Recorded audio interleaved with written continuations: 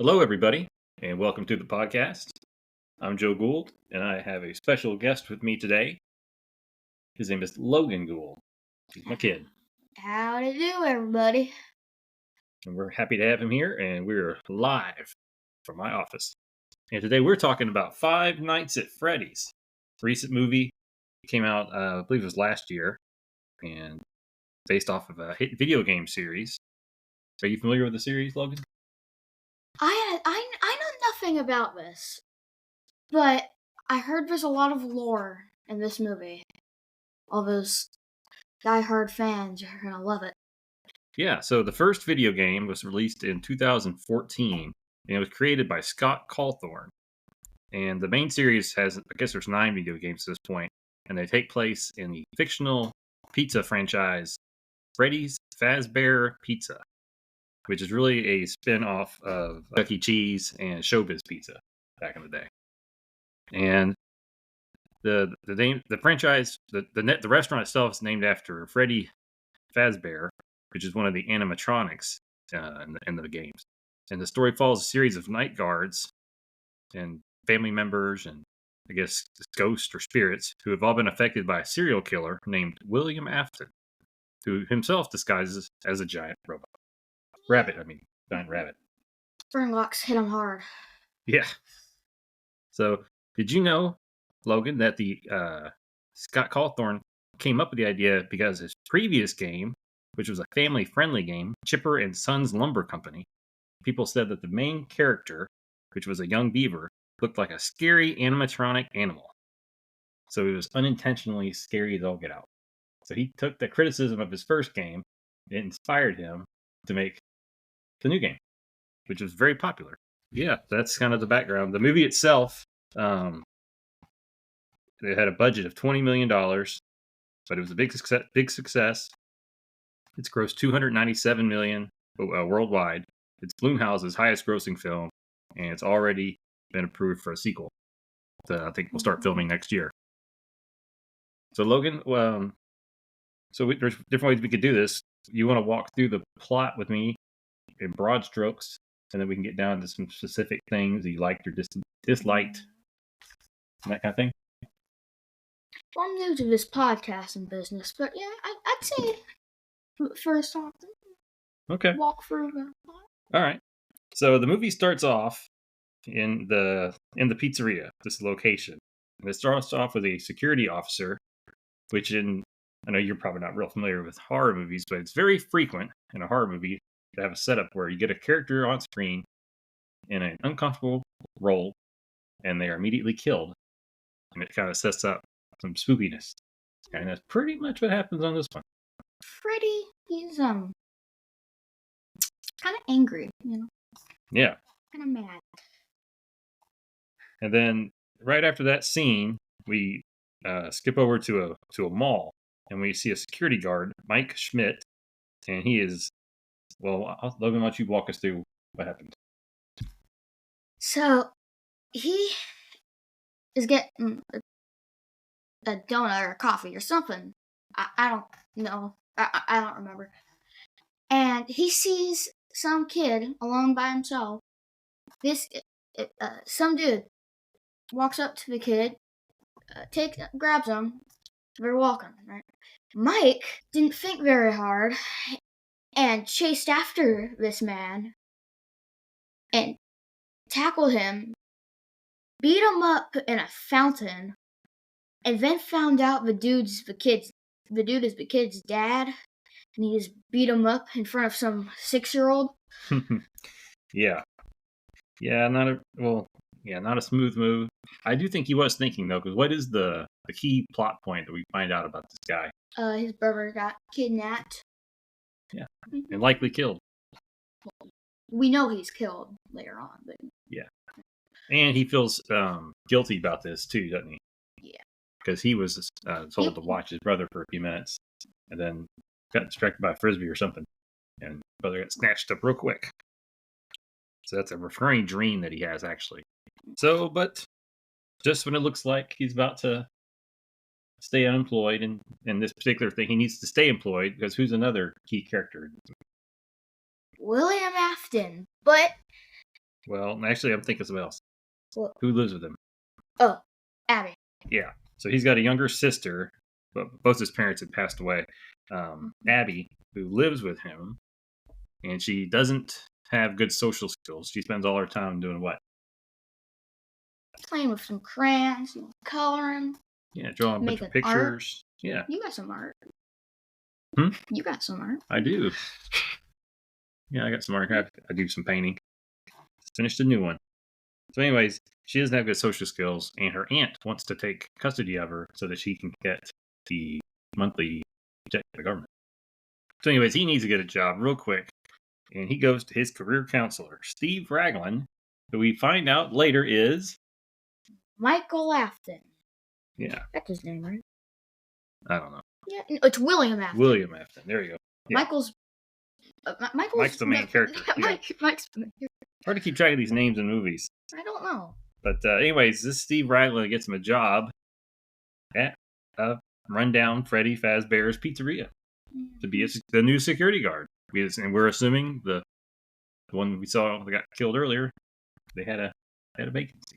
So he goes to work there, and what does he keep doing when he's on the job, Logan?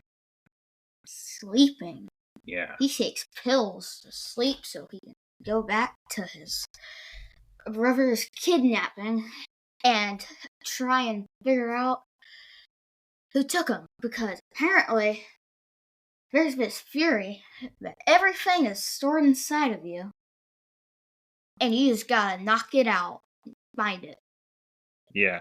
So he's looking for clues in his dream that he'd be able to figure out who kidnapped his brother, basically. You see some kids. Yeah. So then there's one other main human character in this movie. And you remember her name, Logan? Police officer? I know her. Hold up. It's in my notes. Vanessa. Vanessa, yes. Vanessa. So a police officer named Vanessa shows up at the pizzeria one night, and happens to be at a night. Well, let's back up one more spot. In this weird dream, we find out that he's having at the pizzeria. It's kind of like Freddy Krueger, and if he gets injured in the dream, it transfers over to real life. Mm-hmm. They never explained that, but it happens. Like, he touched. There's 5 kids in his dreams. They're kind of suspicious. We'll figure out who they are later. And he touches one of them. He starts to bleed. He wakes up. He's bleeding.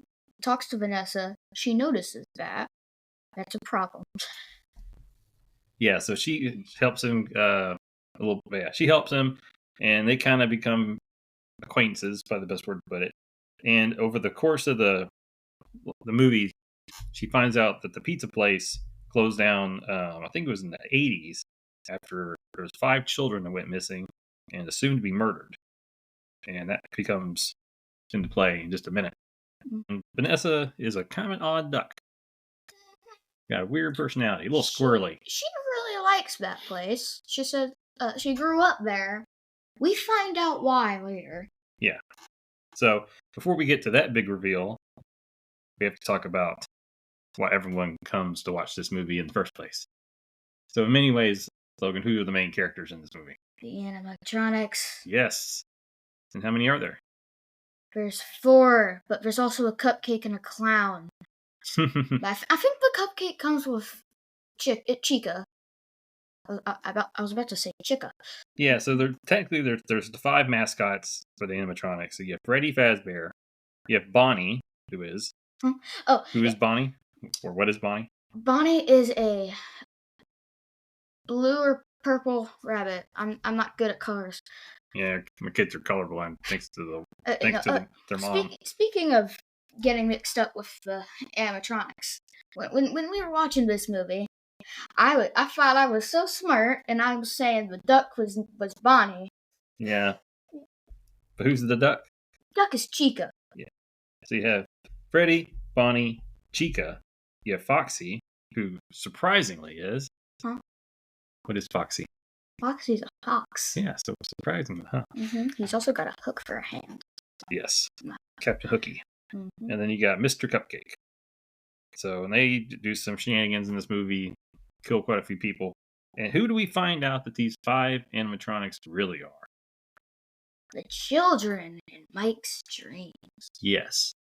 and we are given a hard-to-believe explanation that probably works better in video games, that the main villain is Steve Raglan. Or... we don't know that yet. Oh, Afton! Yeah, not Afton. Yeah, so Afton kidnapped and murdered these 5 kids. And in order not to get caught, what did he do with the bodies? He stuffed them in the animatronics. Also, something I find funny. One of them got shoved in a cupcake. I'm not sure how that works. Or Golden Freddy. I looked it up. It might be Golden Freddy, but he's not in this movie. Yeah, I think for the purpose of this movie, it's the cupcake. So it must be a wee lad. Very spry. Yeah, very flexible. I don't know. But anyways, they get shoved into the animatronics so that he doesn't get caught. They end up possessing these animatronics and doing the bidding of William Afton. Mm-hmm. But we also find out is whose father? Vanessa, which explains her weirdness. Yes. Her father is a serial killer and not a good man. No. And what do the children... So, we should back up. One of the people that get killed by these animatronics, or the group of people that get killed, is Mike's babysitter and her hoodlum friends, so to speak, as the aunt is trying to sabotage his job and get him fired. So they go and they're going to vandalize the pizzeria for some money, and the animatronics brutally murder them. Mm-hmm. It is definitely the most violent part of the movie, I would say. It's also, in some ways, that's about as... It doesn't really carry on any consequences later on. Yeah. Not a real important point. But anyways, because they get killed, Mike has to take Abby to work with him one night. And Abby meets the animatronics. And what happens, Logan? We find out something very large. Well, first of all, they're playing together. They're hugging her. But we find out they are the children in Mike's dreams, and she speaks with them. They are the people. They are the people that Abby draws. Yeah, so she's been drawing these kids. Again, they don't explain all this. It doesn't all make sense. But basically, these kids are the ones in the suits. They're the ones talking to Mike in his... talking is a strong word. Communicating with Mike in his dream. And they do become friends with Abby. Mm-hmm. And they would like her to join them. Mm-hmm. And it's a little bit unclear whether or not that's from orders from Afton or not. A little vague there. Towards the end of the movie, he knows that they're doing. Yes. He knows about. But he has control over them, and it's not real clear whether or not they're becoming friends with Abby via that means or what. But. Yeah. So we have a big boss fight, which we may or may not talk about too much. And Abby saves the day. He does? Yeah. Just as Afton looks like he's going to win and kill the adults. Oh, yeah. And take the girl. She draws a picture of Afton looking kind of weird. His face is messed up because she's... How old she is. Yeah, we never said she was a good artist. Well, yeah, she's... So, and she shows him being mean to the animatronics. And they look at it instantly as soon as she hangs it up on the wall. Well, not just being mean. He's showing that he killed them all. Yeah. Yeah. So, because apparently that part's kind of foggy. Like, apparently they don't have a strong memory about what happened. Well, he made them forget about it. Yeah. Again, not explained how. Yeah. But. So, they chuck a little cupcake named Mr. Cupcake at him, and he bites through him. And the spring locks, because he's got an old suit, spring locks, old, they impale him. Yeah. So he's being basically getting killed inside the suit. Yeah. And we assume, they'll leave it for a sequel, they definitely didn't flesh this out, that I would assume that he's going to come back as a funny animatronic. He had the that line of like I always come back, and I'm pretty sure he does come back in the main the franchise. I'm pretty sure it's like Springtrap or something. Okay. Yeah, but yeah. What was I saying? I was gonna say something. I forgot. I don't know. When it comes back to you, let me know. So, overall, what did you like about the movie, Logan? What did I like?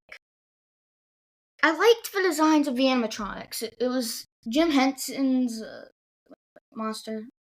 Yeah, one of his Monster Studio things. Yeah. Yeah, and they made the suit.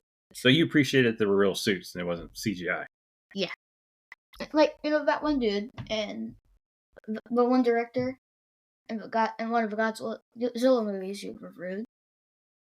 Yeah. Yeah. He didn't fan like of the CGI. physical. Yeah, fan of the physical. Didn't want Mario popping on stage.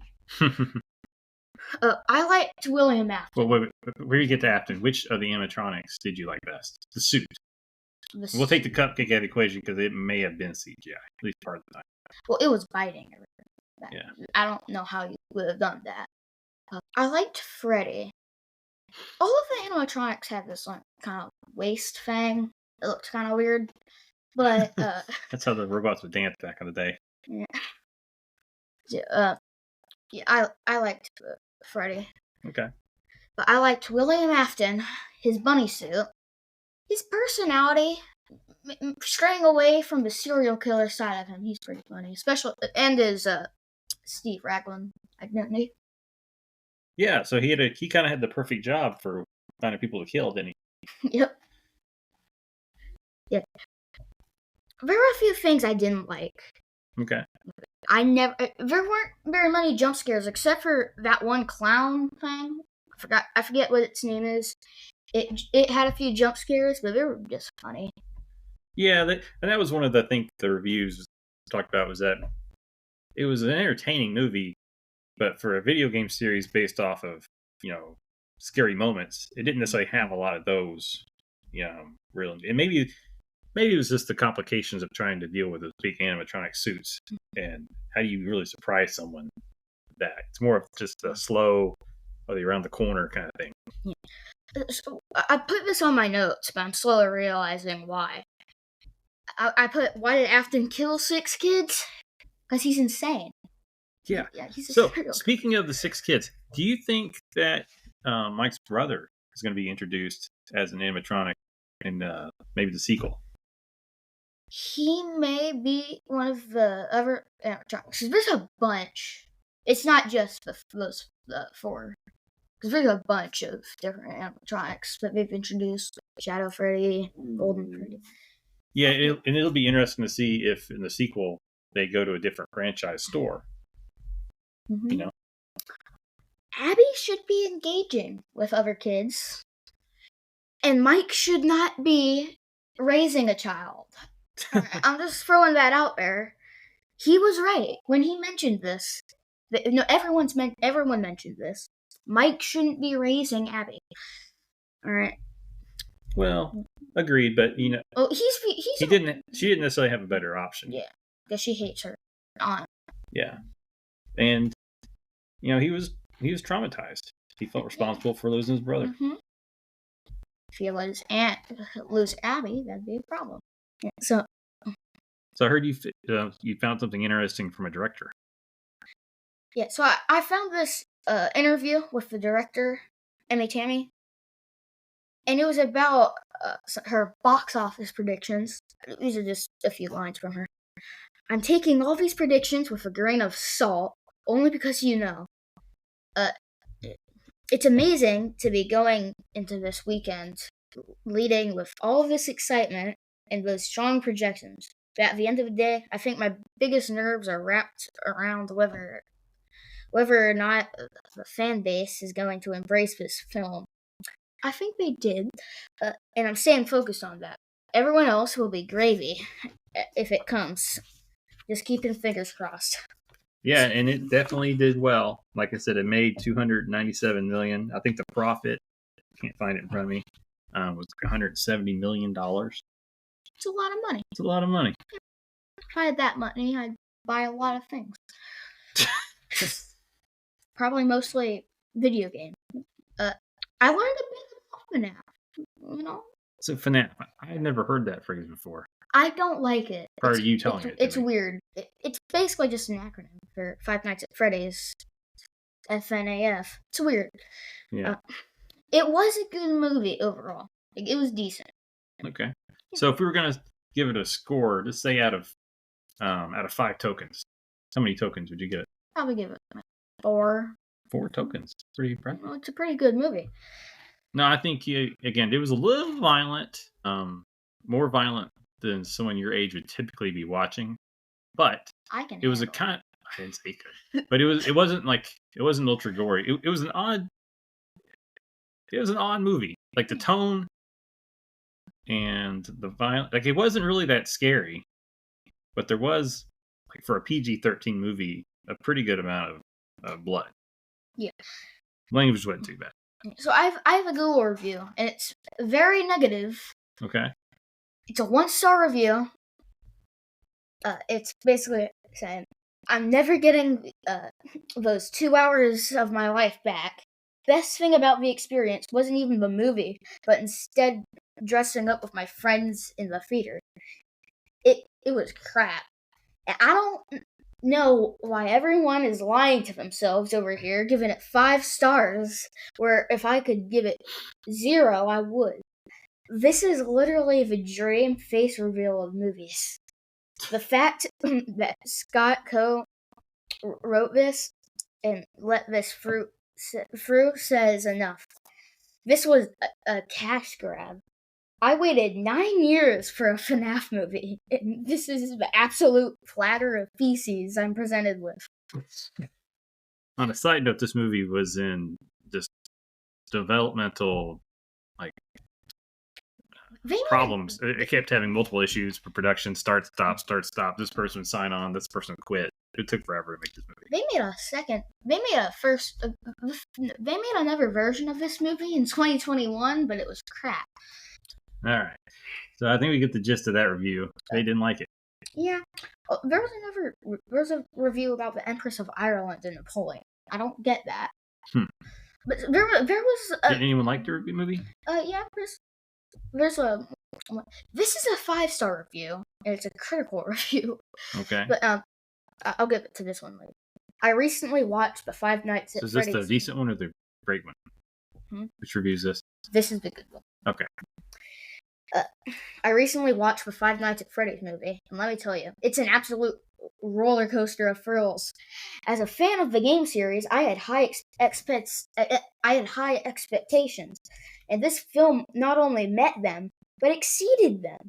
The attention to detail in bringing the animatronics to life was mind-blowing, capturing the eerie essence of the game perfectly. The jump scares were masterfully executed, keeping me on the edge of my seat for the entire film. Kudos to the special effects team. Okay. I will say, I don't know that we watched the same movie as that person. Yeah. Minus the special effects. Special effects were very well done. Yeah. That last review would not agree with this person. They would get in a fight. Oh, yeah. A very big fight. Yeah, they need a teacher to break them up. It was a very biased. So this next one, they were very biased, but they made a critical review as an unbiased judge. Okay. Their first review was, they basically thought it was great. But critical review, judging this movie as an unbiased critic, I'd give it a 4 out of 10. Some of the actors were bad, the pacing was off, ending was rushed, middle act was cannon fodder, and the animatronics were too slow, forcing the scenes they appeared in to take far too long. Wasn't scared at all and at any point, so I can't really call this a horror movie. Filled with more plot holes than Swiss cheese, and was too unforgiving to non-FNAF fans who have no idea what's going on. Relied on way too many Easter eggs and cameos than any movie possibly needed, and honestly, was kind of cringe at some points. Full fort building scene kind of unnecessary and forced. B-grade movie. Yeah, it's a B movie. Mm-hmm. It's a decent movie. All right. I wouldn't agree with that first review. All right. They were very. A little harsh, huh? You know, they used the D word twice, so I had to scrap that out of it. Oh, yeah. Yeah, that wouldn't be appropriate. I can't let Mom listen to your podcast. That's why we're cutting that one part out. Okay, yeah. Well, you got any other thoughts about the movie? Not really. Well, it was a pleasure to watch it with you. Yeah. And it's been a pleasure to do this podcast with you. Yeah. Maybe we'll find another one to do. Exactly. Yeah. If anyone wants to, invite me back, I'm always here. Yeah, you live here. Yeah. I live here. Yeah. I'll just be petting the dog. Yeah. All right. Well, thanks, everybody. And we'll see you next time. See ya.